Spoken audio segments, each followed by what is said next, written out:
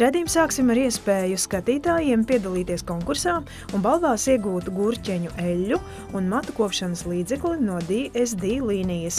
Uzmanīgi skatieties sižetu un gaidiet jautājumu sižeta beigās. Daba mums katram devusi savādāku galvas rotu matus. Citiem tie ir biezi, stipri un lokaini, citiem plāni, trausli un pat mēdz izkrist. Ir daudz un dažādas matu problēmas, kuras ir risināmas, bet jābruņojas ar pacietību, jo tas prasīs laiku. Matu ārstēšana nav ātrs process, un cilvēks parasti ātrāk var redzēt to, ka tā matu izkrišana apstājās apmēram. Atkarībā no katra konkrētā pacienta ir pacienti, kas jau nedēļas laikā saka, ka matiņi mazāk krīt, bet vidēji tas prasa 4 līdz 6 nedēļas, lai matu izkrišanu stabilizētu, bet ir situācijas, protams, ka tas aizņem daudz vairāk laika. Iepazīsimies ar matu kopšanas sēriju DSD, kurā ir 5 līnijas. Pirmajā līnijā ir antiseborējas produkti, tie domāti taukainiem matiem. Savukārt otrās līnijas produkti cīnīsies pret blaugnām un matu taukošanos.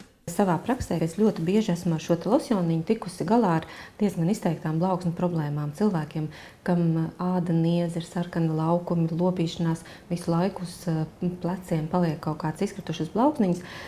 Es parasti iesaku šo lietot katru dienu, kādas 2 nedēļas, un tad, kad šīs problēmas pāriet atrisinās, tad profilaksē turpināt 2 reizes nedēļā. Runājot par šīs sērijas 3. līniju, tā ir manējā līnija, jo praktiski visi šie produkti ir paredzēti matu izkrišanas apturēšanai un matu ataudzēšanai. Tādēļ tā man liekas visā šajā sērijā vissvarīgākā. Cilvēkiem, kam mati izkrīt pēkšņi pēc stresa, pēc kaut kādās slimošanas, pēc antibiotika lietošanas un neilgāk par 3 mēnešiem, parasti es iesaku jau pirmajā vizītē šo te ampuliņas 3-4, kas ir Forte losjons.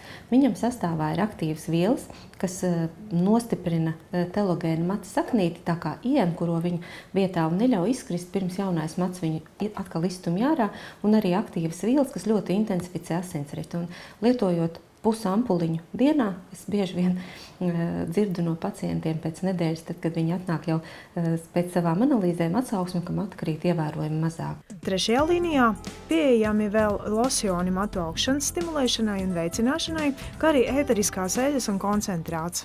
Runājot par 4. un 5. tās vairāk ir kosmētiska rakstura un palīdz risināt problēmas tiem cilvēkiem, kam pati mata stiebra kvalitāte ir tā kā bojāta, vai nepareizi pielietojot kosmētiskos līdzekļus, vai pārbalinot, pārkrāsojot, pārtaisnojot, daudz izmantojot lokšķērs.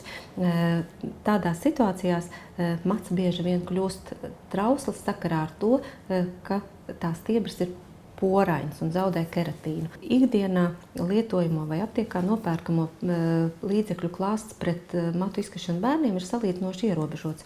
Taču šajā sērijā ir šis te produktiņš 441, kas ir bišu māšu peru pieniņš kopā ar aktīviem augu ekstraktiem, kas veicina asinsritu. Un šis ļoti labi palīdz gan apturēt matu izkrišanu bērniem, gan veicināt to augšanu. Savukārt DSD 5. līnijā nopērkami restruktūrizējoši produkti bojātiem matiem. Beno aptiekas piedāvā plašu Simone Deluxe matu kopšanas un galvas ādas kopšanas produktu klāstu. Tie palīdzēs atrisināt dažādas problēmas, blaugsmas, seborēju, pastiprinātu matu izkrišanu un palīdzēs arī atjaunot matu struktūru bojātiem matiem. Nāciet uz Beno aptiekā, mūsu farmaceiti palīdzēs jums atrast labāko produktu. Jāatceras, ka papildus rudenī un ziemā matus, nagus un ādu vajag arī pabarot.